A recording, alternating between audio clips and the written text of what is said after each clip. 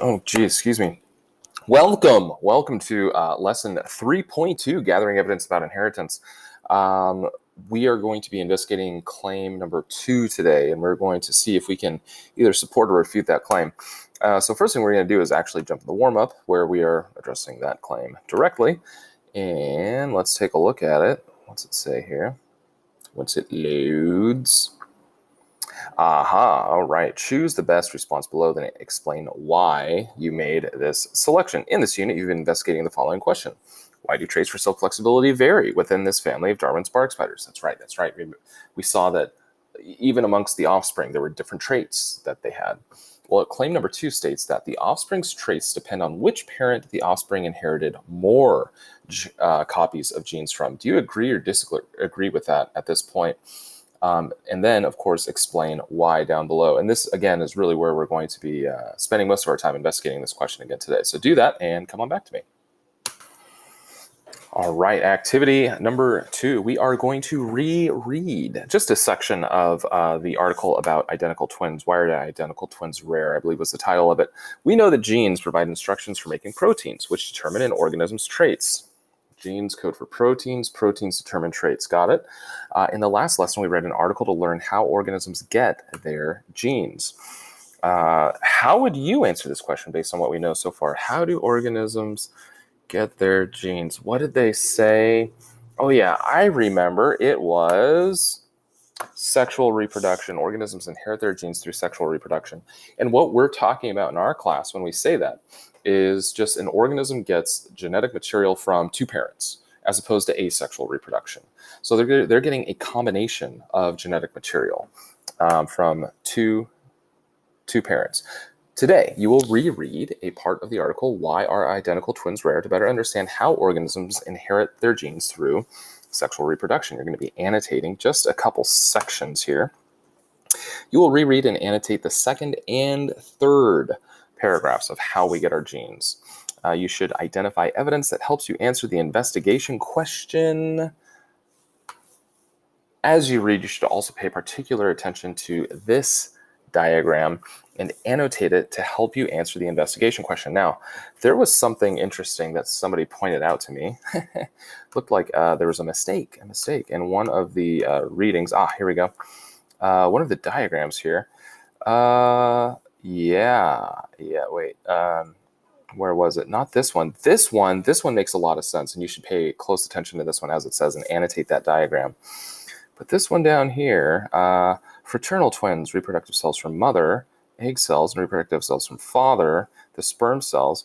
And what they did here was they showed the 2 egg cells coming together to fertilize and 2 sperm cells coming together to fertilize, which is not what happens. An egg cell fertilizes with a sperm cell. So I think actually if we just take this arrow and point it over here, and take this arrow and point it over here, that's probably what they meant to do. So just want to clarify that for all of y'all.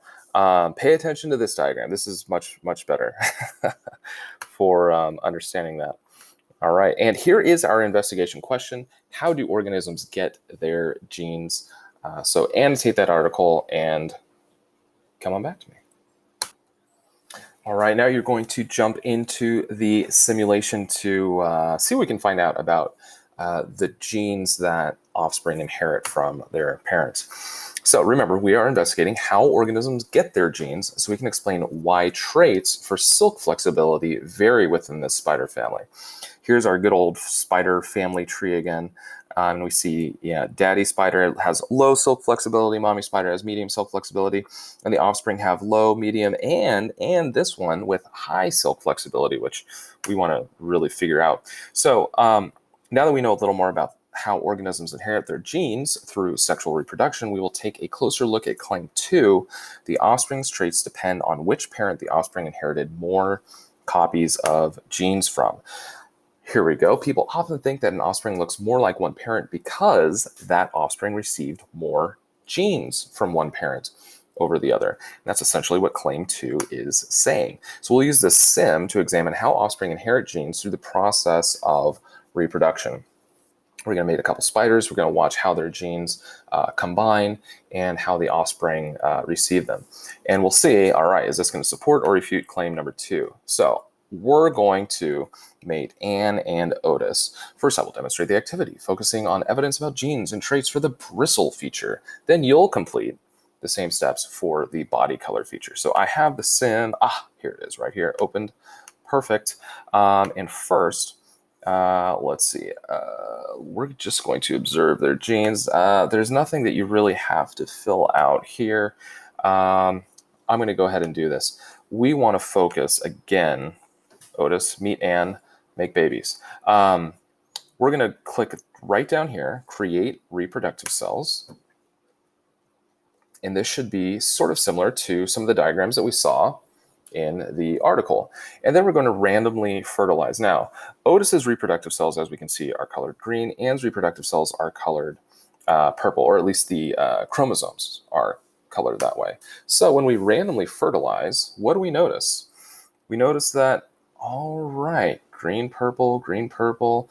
It looked like all of the offspring had one chromosome from mom and one chromosome from dad. None of them had more copies of the genes from either parent. They both had a mixture, an even mixture. They had one copy of each gene from the parents. You want to do that again? Let's look at that one more time.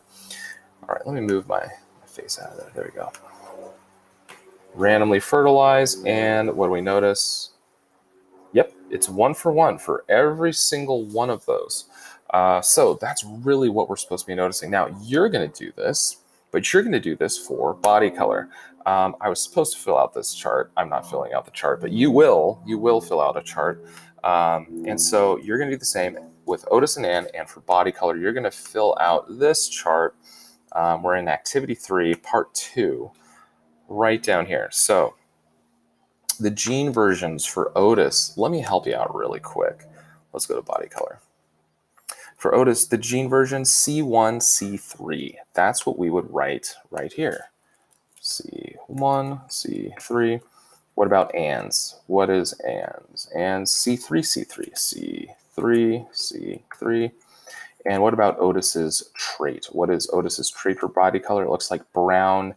Anne is colorless. So that's what we'll put there. Brown and colorless. Oop, there we go. Now, the gene versions that each offspring gets from Otis, the one that each offspring gets from Anne, and then the completed gene versions. So this is going to be C1 or C3. You're only going to have one gene in each of these columns, but for the gene versions columns, you're going to have that whole set, like C1, C3, C3, whatever it is. And then you'll put the body color trait right there. So see what you find out and come on back to me. All right, let's take a look at this.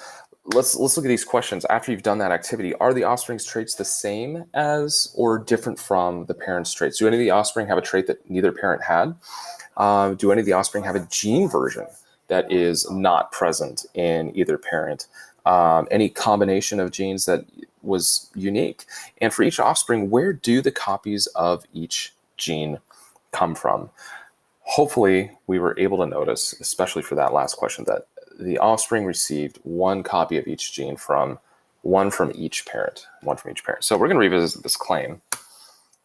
The claim that offspring's traits depend on which parent the offspring inherited more copies of genes from. We've gathered evidence from the sim, and we've looked at this article about identical twins. And really, what can we say about this claim? Let's just go straight to this key concept right here.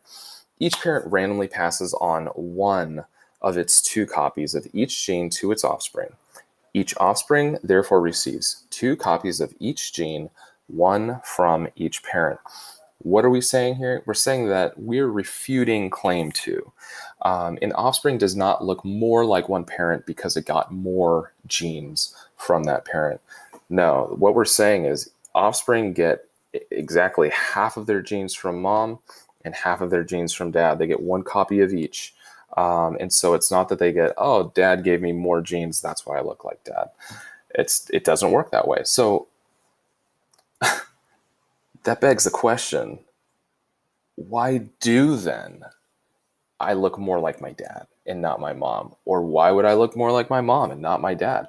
Or why do I look like neither one of them?